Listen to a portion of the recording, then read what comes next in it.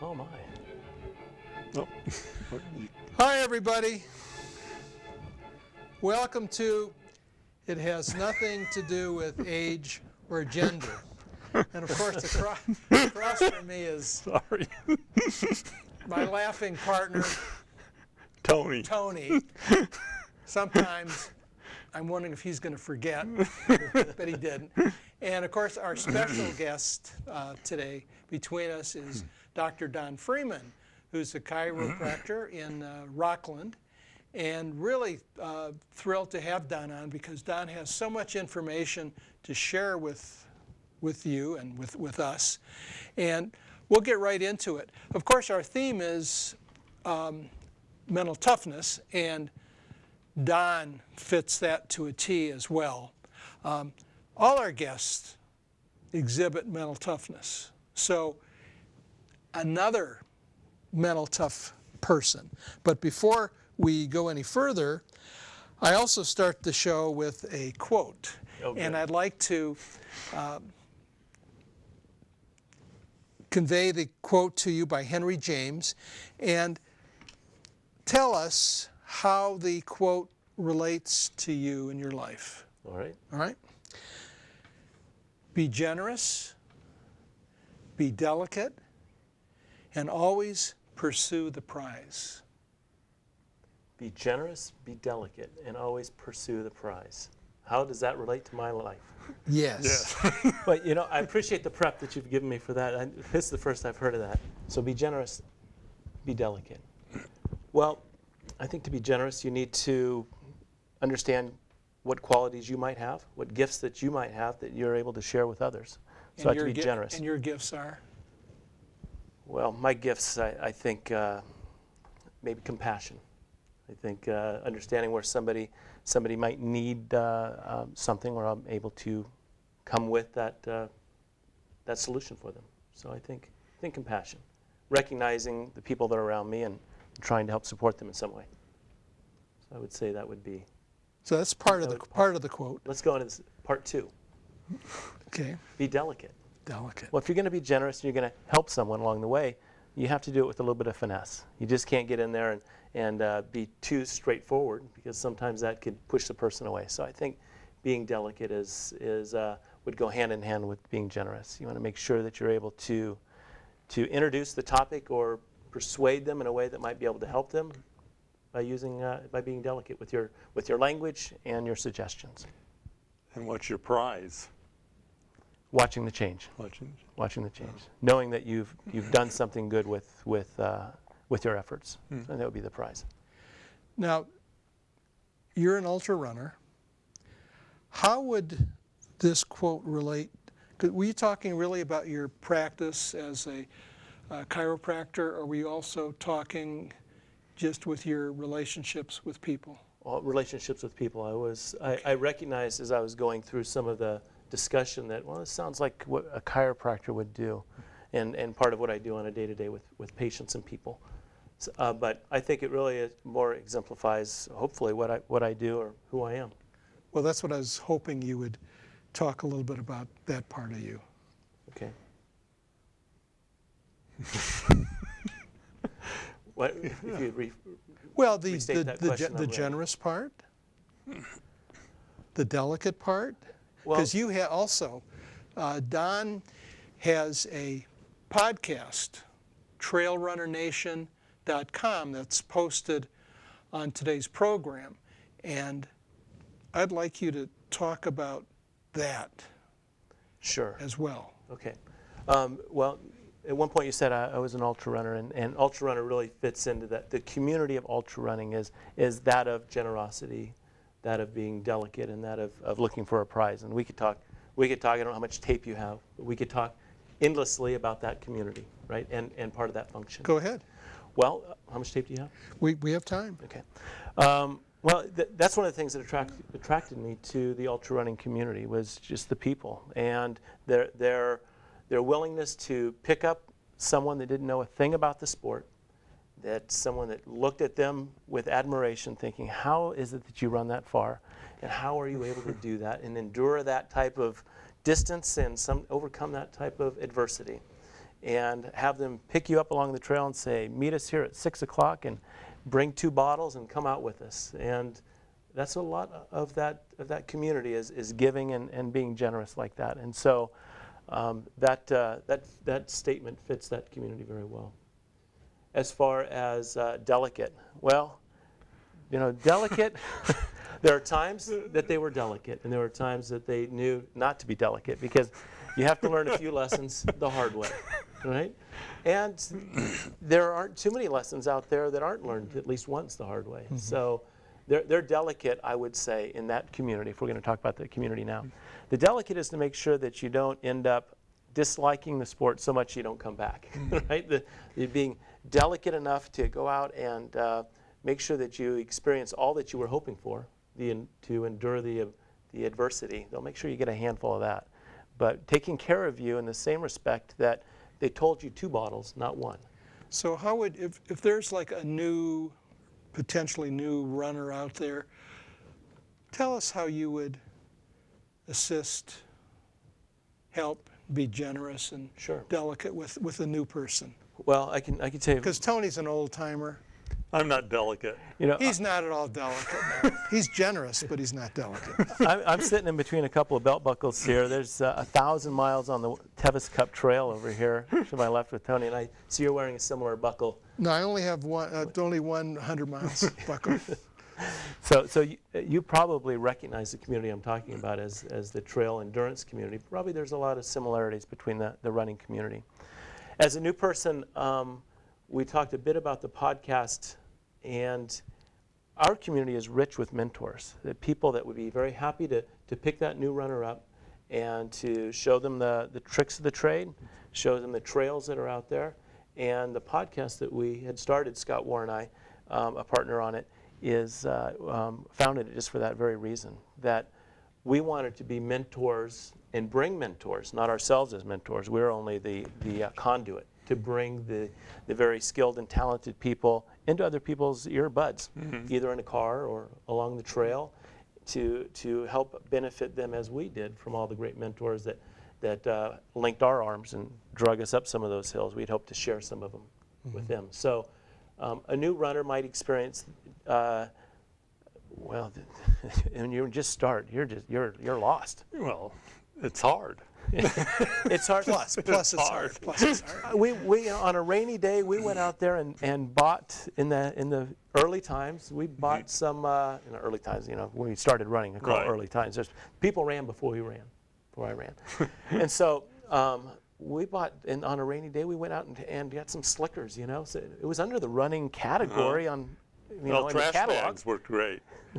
But we were out there in these slicker type things and realized as we looked around us and saw other runners that were running in the rain, they had just shorts on and maybe just a shell of a jacket, and we stashed those things along the side and finished our out and back and then picked them up and carried them underneath our arms, our suits. So there's so much to learn out there. And that's one of the things that's fun about this sport, at least, the ultra running, is there's a lot to learn and a lot of creature comforts, and you just can't do it without that knowledge. At least not do it with as much pleasure or comfort. So, how would a new person then go to your podcast? What would you suggest that they do? Well, if I was a new person and I was looking to run, I would probably get down to my Auburn Running Company, you know, to a local running community, and ask around and tell them what I was aspiring to do and get some suggestions from someone. They're seeing a lot of runners coming through, fitting them with shoes and making sure they have the right gear. and probably could hook you up with someone that they have club runs and team runs and store runs, and that's where you get started. Have you done any of I know, like I belong to two of the meetup groups, Right. which seem to have a lot of, for someone that wanted to, I don't go to many because me and Frank run a lot, but they provide a lot of opportunity for people to go out and run with somebody. I think that's a perfect place to start as a Yeah. meetup group. Then pretty soon you start meeting up with your own group. You know, you get the people that you gel with, because there's a lot of different personalities and your personality has to meet. A pace has to meet. Your personality has to meet. Your time schedule has to meet. There's a lot of things that have to work to make a running partner. So I think a good place to start is just that, is at a store. A podcast, there are, I think, the social medias, the Facebooks and the different places. Those are essentially virtual meetup spots that could work today that may not have been available, a few years back. So I think that's a good place to get started. Okay. Races. Find a race, whether it's a short race, a 5K, a 10K, a 12K. It doesn't have to be your, 50K or a 100-miler. You can start off with something smaller, and the people that you're running with are very close to your pace, right? That's who you're running with. You're not running with the leader or the guy. You're running with the people that are your speed. So I've met a lot of wonderful people on just from races, just races, And they're not races. We call them races, but in many cases they're endurance running events. There are a few people racing themselves. There are a handful up front racing. Yeah, well, it's all relative where your race is. You're racing against either yourself or someone all the time, but right. It doesn't necessarily mean you're going to be first. I had this on to make sure I heard your call. Oh, good. Oh, Excuse good. me. No problem. No Turn problem. that off. No problem. Okay.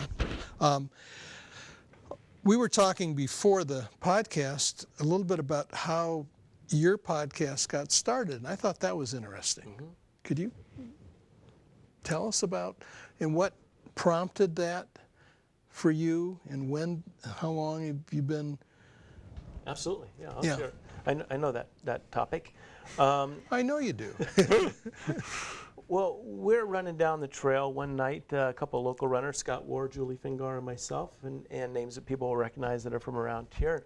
We just started talking about this new thing called podcast, and we had gone on and looked for some running podcasts and found that, it's a wide open field or opportunity really to get in there and contribute.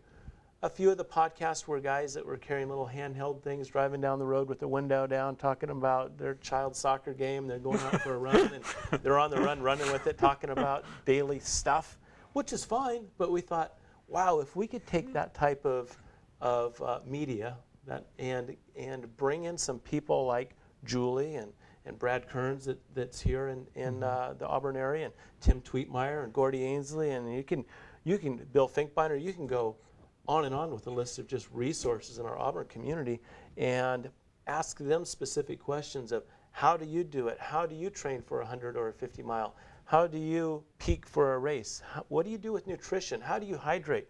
You could go on, what about electrolytes? And we've had Carl King on, who came up with S-Caps, and talked to him about, well, what is in this magic solution that you have? So the podcast became really a way to bring the mentors into the ears of others, like I was talking about, and share the sport and share the success, and hopefully success meaning the success that the individual can have with the sport, and with the real goal of having people stick with it to stay healthy.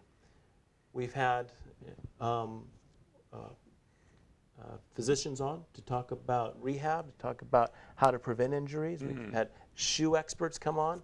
And so the podcast is just full of how-tos and whats and wheres about trail running. And we keep it specific to trail running because that's our passion, that's our love. And it happens to be the name of it, Trail Runner Nation. So it fits. It fits. It does fit. So we've had a lot of fun with it, a lot of laughs with it.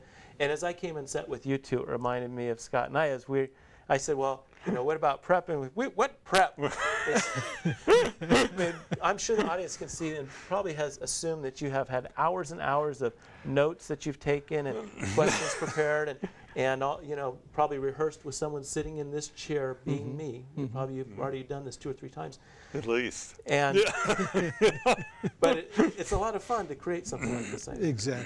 Exactly. Because each person is different. Yeah. You have your own story. Why do you guys do it? Let me be a podcaster for a second. I can put the other hat on for a second. Why, Frank? Why? What is your vision with this? My vision. I wanted to introduce myself to the community, and wanted to introduce the book that I wrote. It has nothing to do with age. And then I'm writing a second book regarding mental toughness. So I thought this would be a good way to talk about my book, which is coming, it's in the process, and then also to bring out people from the book and also people that I know and hear about who also are mentally tough and hear their stories. Once again, also to provide research for me, to get more ideas to incorporate in my writing.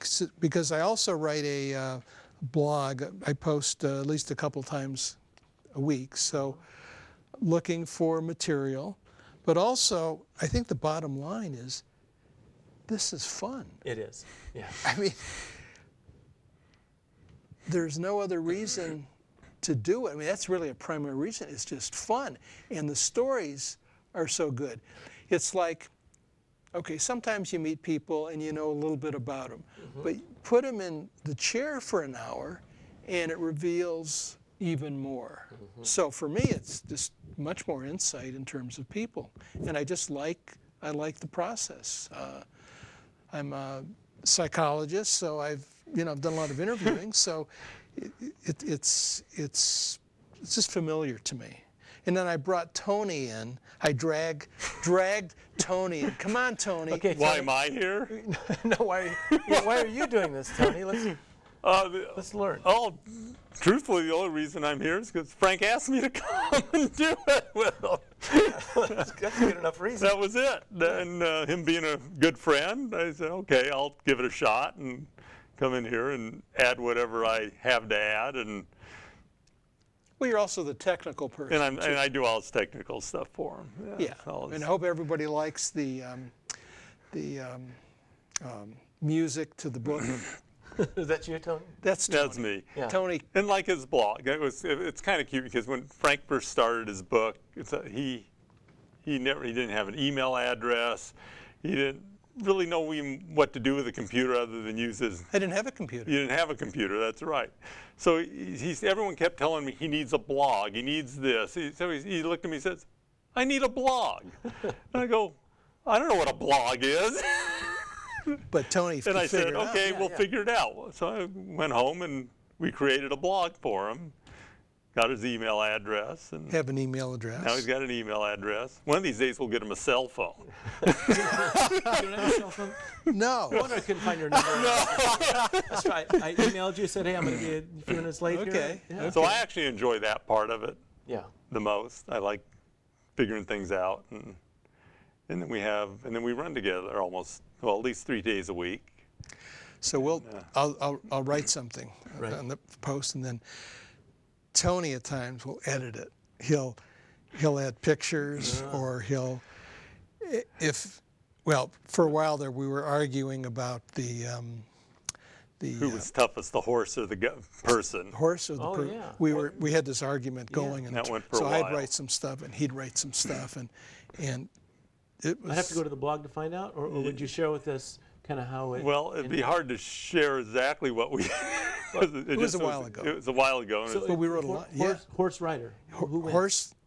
Well, I think. he thinks the human wins. I think it's the human. My opinion was you really can't compare them because it's two different entities and it's two different. Frank doesn't think weight matters because the horse carries 25% of his weight on his back. Come on, I think weight Frank matters. doesn't think that matters. Well, it's got to matter, Frank. It does. You're putting words. No, that I'm aren't not. true. I think weight matters. You kept completely just pushing that off to the side. It just didn't matter. This could become about you and I, but we want to bring it back. We want to bring it back to Don. Don's the guest. But there was an argument going on, Don. I was enjoying it. I was gonna jump in the argument. I didn't know which side to jump in on. Well, because we argue about this stuff on the trail. Yeah, yeah. And then write about it, argue about it, and it just goes on. And so usually what happens, as you know, as a runner, you wind up just laughing on the trail because stuff is so funny. Yeah. Even like today. You know, as many if I counted the smiles that you guys have had just since I walked in, there's a lot of them, and they're big and they're genuine. And if you go pay, I don't know how much it costs to see a movie these days. A lot, right? You go to, You're lucky if you get to laugh that many times or smile that hard. So this is a lot of fun. That's kind of how I look at it. Fun and mentally stimulating. And psychologists, you know that we have to keep our brain engaged. We have to figure things out and research what a blog is. And if we're not doing that, our brain atrophies like our body atrophies. At least that's my opinion. You're right. Well, no, you're right. And he's edified that. He has the credentials, so that's good. Thank you, doctor. You're welcome, doctor. So I think the horse is the toughest. And that's my opinion. I'm going to just jump back over there for a second. You can gang up on me. It's okay. I can take it. I sat out there at Bath Road, which is what, mile 60? It's in the 60s, yeah. And those horses are so amazing. And they're just. But you were there at 4. Yeah. Okay. And most, I heard a few riders complain. I didn't hear a single horse complain. How would you know? Well, I don't. He tells me that dogs laugh. It's another argument. But, all right. So if you were there at, I mean, horses are tough. If you were there at 8 or 9 o'clock, you would get another different perspective. I'd see a different horse at that but point? As you know, well, you would see a different runner, too. I was going to say to that Don, time. you know, early in the race, the front runners look a little different than the people in the middle and the people at the end. They look more zombie-like. Yes. And that's being kind. Yeah. They turn colors, and I've been those colors, so it's not like. Which races were those? I don't know if I had any that I didn't come out some color. What was your toughest race? Probably Angeles Crest, 2011. So was my toughest race. Recent. Yeah. But they all have a sense of toughness, and some just and difficulty. Some just go deeper and last longer. Well, I think you can run 100 miles without it being difficult at some point. Right. Yeah. Unless there's been an easy 100-miler for you. No, there's been some that had less struggle than others. But but the one in 2011 at AC, I literally had my body just broke. Didn't have enough hydration. My planning was very poor. How did that happen? Because you're experienced. You know, that's a good question because I did have experience. It wasn't my first one. It was probably number 6 or something. And I went down there without a crew. Every other race, I've had a crew. I've had a pacer. And what's important, this might hit into some mental toughness because we've been kind of skirting around a little bit of maybe the title. We've had fun. But I think that the mental toughness piece, you have to have something to motivate you. There has to be a reason to get you past that adversity and past that struggle. For someone that is a parent that's providing, it's your reason is because you have children that are either going to be cold or hungry. So you will be tough enough to wake up and do your job and do everything you need to do. So there's toughness that's exhibited through all people, all places, not just on the trail. So the goal. The goal. There has to be that goal. There has to be a prize. And a prize. At the end. So you're saying your crew did that for you before? He didn't have No. He didn't have one. That's what I'm saying. But previous races, he did. No. I think where I was driving with that, I really didn't finish that thought is that I was going down to a race that I'd never set foot on the course ever, and I really didn't know anything about it. And so my motivation or my goal, what was going to drive me was it was all unknown. That I was going to go there without a pacer, without a crew, to a place I'd never been, and it scared me. And as a result of that, it would drive me. that I needed something to push me. I needed something to get my adrenaline going. Not that 100 miles isn't, and I respect the distance, and I totally understand that. But I knew going there with just me, felt like I was going to go wrestle the giant. You know, I didn't know what was going to happen to me. So poor planning that it was a point A to B race that I showed up with a car from a rental place. I didn't even Have figure a way out, to get back. I didn't think about it. I was like, oh crap, I don't have a way to get my car. I'm not going to run back to get it. The generosity of the community, though, the people that were around there said, we'll get your car down there for you, Don. I go there with my bags because I don't have a crew following me down and giving me the things that I need. I put the stuff in the aid station bags, and that's what they're used for. The drop bags. The drop bags. And typically, you can turn your drop bags in when? Morning of the race? Many times. At check-in? Almost absolute.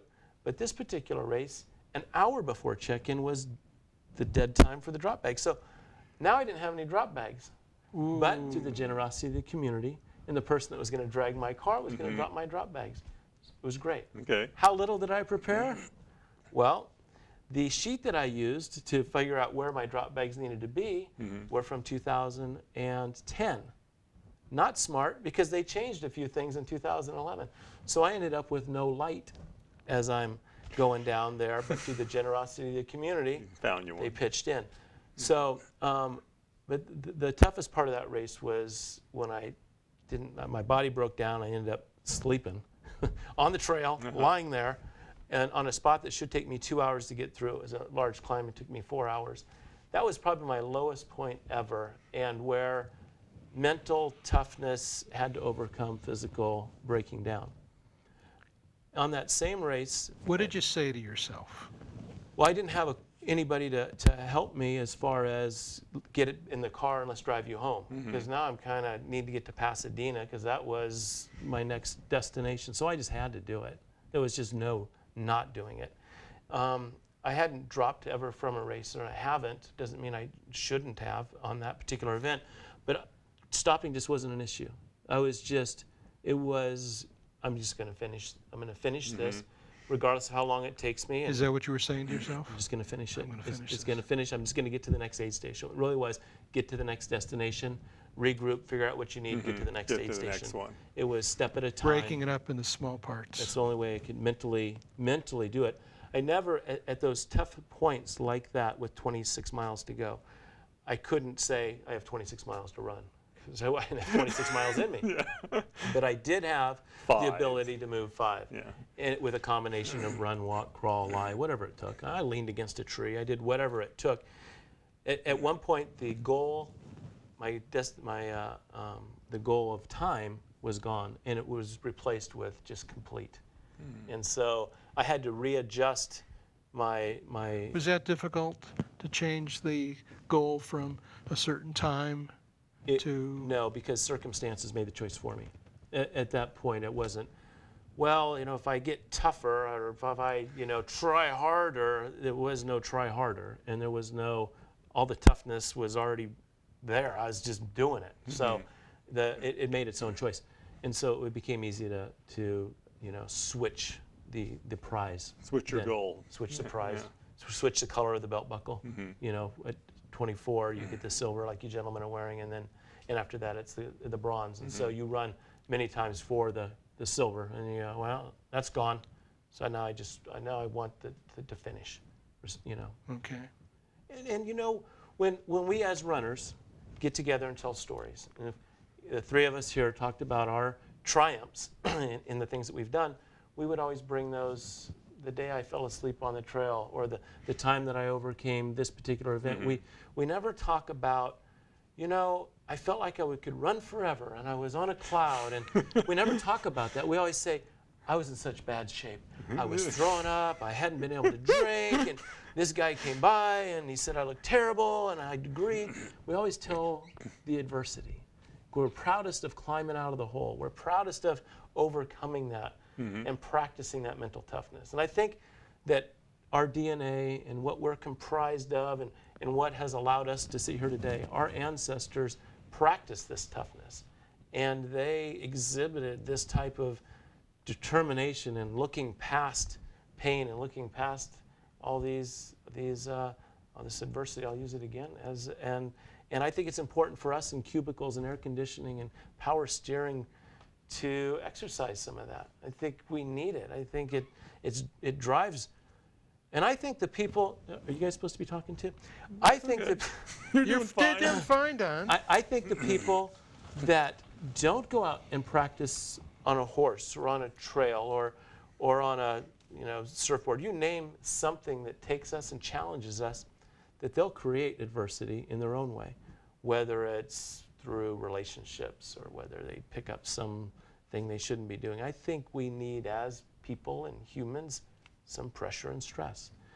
So I think our trail community has decided that this is a good place to practice that and express some of our genetic potential. So how do you deal with discomfort or pain during like we'll use Angel's Crest, that here you are, you're struggling, your body is spent. Was there an electrolyte issue? What were the issues in looking back at? It was nutrition, no doubt. It was nutrition. Yeah, I was down 16 pounds at mile 75, and I it was mostly water weight, because what else can it be? Yeah, I'm not going to burn the calories. That's a lot, yeah. And were you not eating or able to eat? Well, a big piece of it was just poor management. As I did not have my light, I started to, because I lost the 16 pounds in between a certain section, and I started running faster than I should because I was trying to get to the bag where I knew my light was. So I sabotaged myself. And the fluid left or something went on. It was just bad. So it was nutrition issue. So how do you get past that? It hits a point that it's bad, and it just seems to, it doesn't get much worse. And then sometimes it gets worse, but it doesn't seem to get much, it can escalate, but it doesn't seem to be enough to stop you. You just keep pushing through it, accepting it, recognizing it, and then doing things to try to help push it back down or to decrease it. So you manipulate your pace, your gait, what you're eating, and you just experiment along the way to try to decrease this level. So are you doing any self-talk at this time? What are you telling yourself? A lot of self-talk. And that's probably one of the things that I like most about the sport is the time you get to really know who you are and meet yourself and have a relationship with yourself in ways that can't happen anywhere unless you hit that bottom. Mm-hmm. And you learn who you are and what you can do, and you learn that you can do a lot more than you think you can. Well, tell us about the mind, the mind of the self-talk. What am I saying? Yeah, what are you saying? What's going through your mind? What are you saying to yourself? If you can share it. No. And the funny thing may be the fact that I'm not coming up with an instant mantra or telling you, well, here's what I practice, and it's in a journal, and I pull it out when it's bad, and I write it on my bottle, and this is what I do in my discussion. I think, and because I can't come up with that, I think that it's something that is beyond a self-discussion. I think it's more of a feeling. I think you go outside of trying to rationalize with verbs. I think it's a time that you really just become one with you and who you are in the trail. I don't think there's much discussion at that point with yourself. I don't think you can talk yourself into things. I think it is just raw and exposed, and there you are, and you know your goal is next aid station, 2.4 miles out, and you're going to push and get it done. And you take a lot of energy from people that come and pass you, or you pass, or it's not that you've passed or been passed, it's the communication and the connection you have with a fellow competitor that may be in a better spot or was in a bad spot or encourages you to move on. So I don't think I have a mental discussion that I can share with you, because I don't believe I've ever had one. But I do know that what I experience is just raw emotion, live and uncovered, if that means anything. Are there any words that come to mind? I don't, Doctor. I don't have any words for you that I can share with you. Because I do a lot of talking to What myself. do you do? Let's move. Let's make this a little Well, More are you and less some I me. can't say. Others I just tell, I'll tell myself that, well, if it's a hill or thing, I'll talk to myself, and when you hit a hill, I'll just say, okay, just grind it out. I'll just talk to myself, slow down, shorten your pace. I'll just start, and if it gets really bad, I'll just start cussing at myself. I'll just say, screw the pain. It just, just ignore the pain. I'll just, and then if I'm feeling good, I'll sing. Music is good, isn't it? Yeah, I don't like listening to. I don't like wearing things, but I'll sing to myself, which Frank You loves. sing out loud. And it irritates the heck out of Frank. But I use music as a tool, absolutely. And most of the time during the races, it's just tucked into my collar, and I'm not using it at all. But if I showed up with a dead iPod or lost my earbuds, I would feel very ill-equipped. Even though I don't use them that much, I need them there as safety. And so there are times that I bring in those earbuds, and the music that I play would go back to my childhood. I'd have a playlist, not those nursery room type things, but things I remember my parents listened to, or something when I was in that. So what are some of those songs? Oh, Frank Sinatra stuff my dad listened to. Those types of things that. Some of the stuff my mom listened to, I can't remember the names of the stuff, but she has some. Remember things. titles or songs? Can you sing them? Yeah, Tony can sing. I can hum. I can't sing worth a darn, actually. Some Otis Redding sitting on the dock of the bay. Okay. That kind of genre stuff that kind of takes me away and kind of replaces me back in a area that was a little more comfortable. So I'll use music for that. Okay. So that's a tool.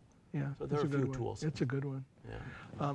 What got you into running, and when did that occur?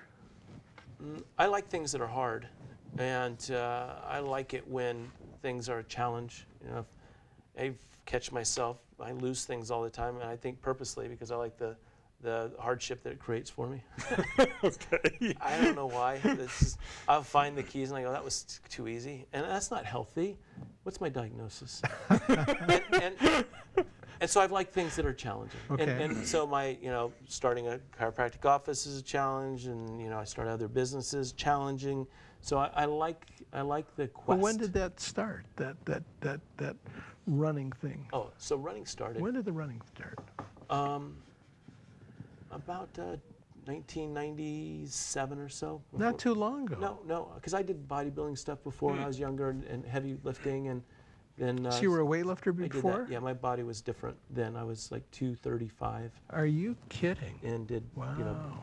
heavy lift stuff, and so I changed because into running. Was this college age that you're doing this stuff? Right. Yeah. So when did you start so exercise has been with you for a long For time? always. Always. Charles Atlas. Charles Atlas. The bull worker. Were you remember that thing? I had one of those. You had one? Yeah. Okay. You weren't 97 pounds, were you? I graduated high school at 132, so I was 97 at Really? one point. Yeah, You I was were. a skinny kid. Then I went into the Marine Corps boot camp, gained 20 pounds in the 3 months that you were there, and then I started doing weightlifting after that. In the Marines. Yeah. So you went in the Marines because? My friends went in the Marines, and I wanted the challenge, and I wanted to see if I could do it. It was a rite of passage, Somebody had, young men have to do something to prove themselves, I think. So this was in the 80s. 80s. Okay. So you're not that 1980s. old. You're not that old. I Then. appreciate you saying that. 50. I'm 50. Are you Oh, 50? you're young. Yeah. Yeah, thanks. Most tables I sit around, I'm getting to hear that. Thank you, gentlemen. Appreciate that. I'll come here every Thursday. So from where were you born? Sacramento. Of this area. I'm returned. I grew up in Santa Rosa area, Roanoke Park specifically. Okay. So then you started the exercise really before the Marines in high school? Were you doing any high school sports? No, none at all. I went straight into, I worked through my high school years. I worked from 12 to 17 in a welding shop doing, working. And then. Good with your hands. Well, I don't know. I'm good with a broom, probably. With a broom. Yeah. No, I learned to weld and do everything. But, as this trail discussion that I've had, because you talk about everything on a trail. One of the great things about your trail running, Right. you spend 2 + 3 hours When do you do that, right? Ever in life? Uninterrupted. There you can't. Uninterrupted. It's beautiful, right? Don't spread the word too much. We don't want too much traffic. But it's thing, and we encourage anybody to get out there and do it. But the reason I think I didn't play high school sports, although I was a good athlete and did the little league stuff, I was terrified to lose. I did not want, and I just didn't want to lose, and I would want to quit because I thought it's better to quit than it is to find out that you can't win. So how does this relate to mental toughness? Well, I think it's everything. I think it's one of the things that drives me. I think it's one of the, you talk about your prize or your drivers, right? I've always felt that going through the Marines and going through boot camp was a way to prove to myself that I'm not a quitter and I can do it. And I think that sticks with me even with the ultra running of not wanting to quit, to prove, even at 50. To right? prove to Myself. still? I think it's important Okay. that I enjoy that piece of it, that I can persevere. Because I have a lot of other things that I still need to drive and push and do that I know that won't business things, that entrepreneur type stuff that I know that need constant energy and take perseverance, and I don't want to quit those, and I want to prove myself as a completer, as a finisher. So part of that exercise and training is done with with ultra running. Finishing. Finishing. Completion. Yeah. Okay. Okay. So the running started after the weightlifting, after the Yeah, bodybuilding? Right. Done with that. Shut that down. Why did you shut that down? Well, I didn't fit my schedule anymore. I started my own business, a construction business that I had, underground sewer water storm drain, and it consumed us as I was the estimator and the guy in the field working, and all the stuff. We were a small company starting out, and so we did that for about 8 years, and there was no time. We were working daytime, working on equipment at nighttime, bidding at nighttime, working in the day.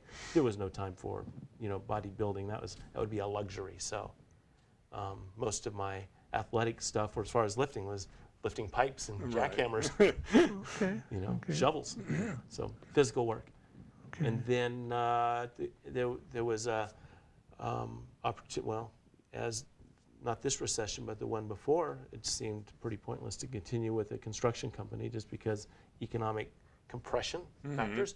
So I went back to school and became a chiropractor. So that's more recent then. Graduated in '96. So what made you make that choice to become a chiropractor? What? Chiropractic has always been around my family. My uncle, my grandmother, they weren't chiropractors, but they were successful patients, positive outcomes with chiropractic. And so it seemed a natural fit for me, working one-on-one with people. I did, the bodybuilding stuff, so musculoskeletal system interested me. And if I could help others as I saw my family members helped, I thought it'd be a pretty good thing. So avoiding the hardship of rainy days and not working, I thought I could work every day. How awesome is that? It would be nice to take rainy days off. Well, yeah. Now I look back on it, what was I thinking? So that's what moved me into chiropractic, out of construction and going into that field. Was just change of seasons, right? And so back to school, and then started my own practice here in Rocklin. Just recently then? '97. That's recent. Well, yeah. Right? Yeah, 15 years. Something Yeah, like that. Do some math. Depends when you're watching the show. It's If you watch this in 2027, it's pretty significant. Hey, well that's true. Okay, so at this point, you're doing the podcast, Right. you're doing the chiropractic, Yeah. and you're doing running. So how much time do you spend running, training?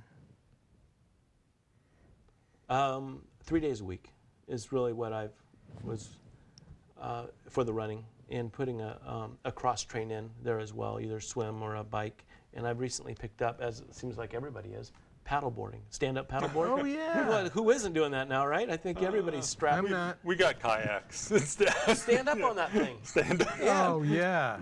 Duct tape the top of that hole and get out there. So that's been a lot of fun. Just as a. So my time is spread, and I I'm a dad of two daughters, 14 and 12, and Wow. so two young ladies, and so I want to make, and married. So there's and a dog. And so you know that there's time for that as well. So I'm trying to balance. And I would sacrifice training and over keeping. If you're going to keep balance, something's got to give. And I never get paid for running, so I have to lower that priority. It's true, isn't it? You don't get paid? No. For running? No, you don't. No, I don't. The guys up front can. So, Some of those guys do. Yeah. You have to put it in perspective, and you can't. And that's probably one of the. You want to talk about mental discipline and toughness. It's everywhere in every aspect. Part of it is knowing that you could do better if you put more time in it. But do you have the discipline and the mental toughness to let a little bit of it go so that you can invest in other areas that are important to you? That's mental toughness too. So there's a lot of, mental toughness is a great discussion. It's not just trying to climb that hill, but it is all phases of life. And part of it is balance and recognizing that you can't do all things. You can't, if you got to have your primary prize. That was a good quote you brought here. It was. Well, I knew it was for you. Yeah, I might take that sheet when I leave. Thank you. You can. If you have to put your eye on whatever that primary prize is, and then make sure that you're not neglecting that and disperse everything else behind it. I think you can only do one thing very, very well, and you can do a bunch of things half well. And so you need to put the prize there, and then be tough enough to accept, I'll say substandard, or just not reaching your potential on all those other aspects. You need other aspects. You have to do other things. You have to be diverse, and you have to have more than one thing you're doing in life. Right. So do your daughters and your wife enjoy running? Do they? My wife has run Way to Cool, 50K. She's done a couple of those, and she's this close. Where's the camera? This close to a 50-miler, where she's just going to pull the trigger at some point, because I know she can. She's tougher than me, and she should have been here. She puts up with me. Maybe that's part two. How do you put up with this guy? So it's 50-mile. And my daughters, they've been crewing since they've been this big, and they've run some of Julie Fingar's local races, 12K distance. And Sydney, my 14-year-old, has a goal of a 50K, and stated at one point, she's 14, so I'll have to revisit that, that by the time she graduates, she'd like to be able to run AR50, graduate high school. So, yes, they have seen and running has attracted them as well. And I don't think it's just I don't know if they're attracted to running as much as with me as well, I think, as the community and culture. Do you do it together? No. You know, okay. You don't? Okay. That was emphatic. It was. I saw, no. I didn't have any problem responding to that one. Down. And whose choice was that? Why don't we run together? Well, when we have kids, initially we didn't run together because someone was home with the younger kids, right? And that was the first reason / maybe excuse. Right. But then you end up with your own pace, right? That's part of it. And she has her own running pals that are probably more interesting than me. And so she needs time to get out there and socialize with them and kick it around. Because it is social. It is very social. Yeah. So I think that's part of it. And the girls? As far as? Running with you? We've gone out and run, but they're not on the regular. They're not? Yeah, Okay. Are they going to do high school track? Cross country? Gosh, that's another show. What do you call these shows exactly? We call them podcasts. What do you call these? Episodes? Part one. Part one. This is part one. I'm not inviting myself back, but as a parent, right? That's a tough one. Okay. Well, yes. As you see the potential in your children, right? You go, oh man, if you adjust. I mean, what parent hasn't said that? Because they have the potential to do very, very well at it. But I don't. One's playing soccer and dancing. Those are her two sports. And the other one is either basketball, volleyball, moving in that range because she's tall and athletic, both gifted athletically. Okay. Just need to get them as excited as they can be about it. So they're really finding their own sports at this point. Oh, sure. Yeah. We're not pushing them into ours. So is your wife involved in sports and school too? Yes, she's athletic. Her family is good athletes. And so her family, where she comes from, her parents athletic? Yes. Yours also? Yes. Tell My us. mom's running. My mom just did A half marathon. She's a young Yeah, 70. she's your age. Egg has nothing to do with it. A young 70, a runner, half marathon. She's running in Hokas. She loves them. All right. She wears them socially. She wears them to run in. She listens to the podcast. She is an enthusiast. She has found. Explain what Hokas are, because I've heard them. I think I've seen them, but I've never really. They're a type of shoe, I know. Developed in France by a couple of ultra runners that were looking for something that just screamed downhill. So they're very thick. The sole's about, about like this front to bottom, front to back, and very forgiving on impact. And the trail community has really embraced them. Huh. And so there's such a dichotomy. We have, the minimalists, some people out there and, barefoot, taking the first layer of their skin off and going out and running, and then the other in the Hoka. So they're both extremes, and people loving both ends of the extreme. Any opinion? Yeah, I'm spun on it. I love the Hoka for the last 40 miles of a 100-mile race. Just very nice to land on that. So love that. I understand the neurology behind wanting to make sure you can feel the ground and your body absorbing some of the shock. Is this a midsole strike or heel strike or what? Well, it's a flat shoe. So the Hoka, it doesn't have a drop to it, so it's flat. Okay. So you can land appropriately on a 4-foot strike. Okay. So you can do that. You can also land on a heel strike if you're a heel striker. Okay. So it doesn't limit you that way. So I'm mixed on it. It's very I own a pair and I run in a pair. And the last time I ran was in a Hoka. So, but my next run won't be in a Hoka. I like to mix it up. What's your next run? I don't have a next run right now. No? No, it's not on schedule. I've run through the season. I'm looking at maybe something coming up in the fall, but I'm really enjoying not having something on calendar. Well, go to Deception Pass with me. No one will I'll go with with that. me. Where is that? Washington. Well, how far is it? It's a 50K. December That sounds good. 15th. How much climbing? This one, not much. Deception Pass would be fine, yeah. That sounds good. All right, December 15th? December 15th, except you can't get in. Tell them about the weather. It's rainy, cold, sleet. Yeah, well, cold. Gear, that's an excuse to buy gear. Right, isn't it? and I did. What's your shoe? What do you run in? I don't, Montreal, some sort. That's your last Montreal. Yeah, Montreal is what I'm running. He's watching your feet, so he knows what you're I running. don't pay a whole lot of attention. I just go into the running. I said, okay, give me another pair of these shoes. They do. Montreal makes a good shoe. Yeah. So no, nothing. Nothing on calendar right now. I'm enjoying not having something on calendar because. Why is that? Because I'm not pushed on a schedule. I don't feel like I need to be up every, contributing something to that end goal. It's nice to give yourself a break, balance. So your last run was? Western States, okay. June, yeah. So okay, 29th. okay. So you're still in the. Yeah, I discovered the paddle board and I'm loving it. So I'm mixing my paddle board and using some upper body strength and just liking, getting in there and doing something different. So what number of Western States was this? Oh, that was my second. Okay. My 8th 100-mile run, but my second. It's tough to get into Western States. You got pull. Well, I'm afraid that pull's not used. Enough. Yeah. Yeah, not enough pull for that Not race. enough pull for that race. Okay. Okay. Craig Thornley runs a fair race. Good new race director. He's Nothing wrong with Greg. He's wearing Hokas now too. Is he? He did. He just started running again, and he said he's wearing this. He calls them clown shoes. Yeah. Well, have you had him in here? He's a good guy. He has been here. Yeah. We've had him. Mental toughness. Yeah. Yes. Yeah.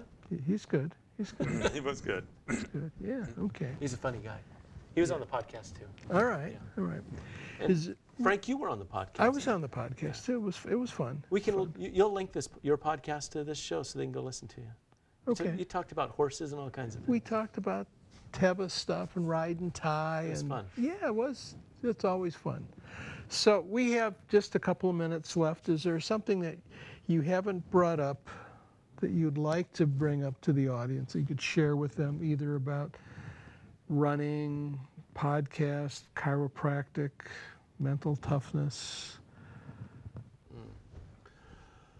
Well, something about you that really pertains to you and who you are. Because that's really the purpose too, is to have the audience find out about you. Well, I would hit just a little piece on chiropractic, if Okay. that's okay. Oh, 'Cause I think yeah. it's an important topic and perhaps a good platform. And it pertains to this, It does. because it's health. And Health you're, related. and you're into health. I am. And in fact, before you gave me all the options to talk about, I wanted to talk about health and as it relates to our training. And then I'm going to talk, I know you're short on time, but I can make this all work. Okay. That our training is not beating ourselves up if we don't finish a race, or if we have a difficult time out there. We have to keep things in perspective. It is about being healthy. and you shouldn't push yourself so hard to prove you're mentally tough and then take away part of your health. To run through a knee or create a worse condition with your plantar fascia, or to destroy an IT band just to prove to yourself or to your your peers that you can get it done. Sometimes mental toughness is knowing when to back off and knowing when to say, that's enough. That's mentally tough too. So mental toughness is just the most wonderful topic you could ever, sit around a round table and talk about, because there's 100 sides to that topic. Tough to push through, tough to pull back, tough to know when to say, now's the time for a race or not. So great topic. Chiropractic, we talk about listening to your body as knowing when you're tough and how to apply yourself. And a lot of that has to do with chiropractic too. And I say it in this way, that people should expect results when they go see a chiropractor.